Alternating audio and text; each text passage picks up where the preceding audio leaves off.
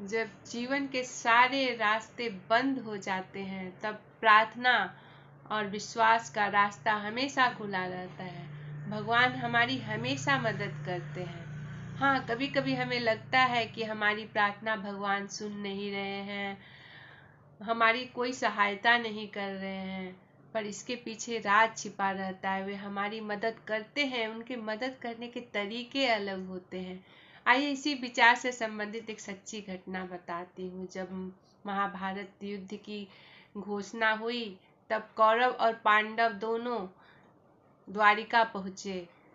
श्री कृष्ण के सामने जब दुर्योधन और अर्जुन सहायता मांगने पहुँचे तब श्री कृष्ण ने एक नियम रख दिया कि एक तरफ मेरी सेना खड़ी रहेगी और दूसरी तरफ स्वयं मैं रहूंगा बिना अस्त्र शस्त्र के।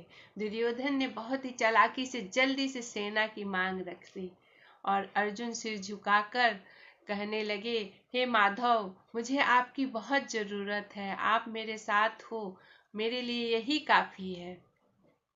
इस तरह यह बात तय हो गई। श्री कृष्ण अर्जुन के सारथी बन गए और सारथी जो रथ चलाते हैं उसे सारथी कहते हैं और जो रथ में बैठे रहते हैं उसे रथी कहते हैं। इस प्रकार श्री कृष्ण तो अर्जुन के रथ चला रहे थे, साथ में अर्जुन के जीवन के दिशा को भी चला रहे थे, दिशा भी दे रहे थे उसके जीवन को। जब युद्ध की समाप्ति की घोषणा हुई तब श्री कृष्ण ने अर्जुन को रथ से नीचे उतरने के लिए कहा।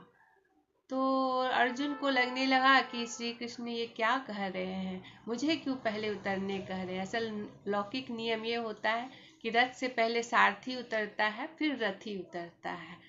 आपने देखा होगा मोटर कार में भी पहले ड्राइवर उतरता है, फाटक खोलता है, फिर गाड़ी के मालिक उतरते हैं। जब कृष्ण ने दोबारा रथ में बैठकर उसे उतरने के लिए अर्जुन को कहा तो अर्जुन मन मार के उतर तो गए, पर सोच लेते भगवान को पता नहीं क्या हो गया है। उसके बाद श्री कृष्ण उतरे। श्री कृष्ण जैसे ही रथ से उतरे रथ पूरा भस्मीभूत हो गया, जलकर राख हो गया। अर्जुन ने कहा, हे प्रभु, ये क्या हो गया। श्री कृष्ण बोले कि यह रथ तो तभी भस्मीभूत हो गया था जब अश्वत्थामा ने अग्नि बाण चलाया था, इसलिए मैंने तुम्हें पहले उतरने के लिए कहा। अगर मैं पहले उतर जाता तो रथ के साथ तुम भी भस्मीभूत हो जाते।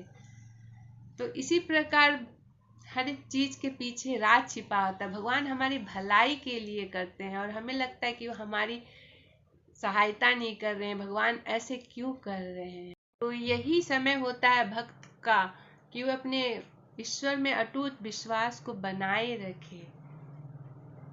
कहते हैं ना कि भगवान के घर में देर है पर अंधेर नहीं। वे कभी कभी हमारे धैर्य और विश्वास की परीक्षा भी लेते हैं और कभी कभी हमारे कर्मों का फल भी भोगना रहता है। हमारे कर्मों का फल के चलते हमारे जीवन में दुख आता है, पर जो ईश्वर से जुड़े रहते हैं, सदाचार का पालन करते हैं। तो मैं पिछले वीडियो में भी बोली थी एक बार कि अगर हम सदाचार का पालन करते हैं, ईश्वर की पूजा करते हैं, तो हमारे सामने अगर दुख भी आता है तो वो इस तरह आता है कि जैसे डॉक्टर एनेस्थीसिया देकर ऑपरेशन करते हैं, चीर फाड़ करते हैं, लेकिन हमें थोड़ा सा भी दर्द मालूम नहीं होता है। तो उसी प्रकार जब हम ईश्वर की पूजा करते हैं तो पहाड़ जैसा दुख भी हमें कम मालूम होता है और हम उसे हंसते हंसते झेल लेते हैं और वो समय कब बीत जाता है हमें पता नहीं चलता है।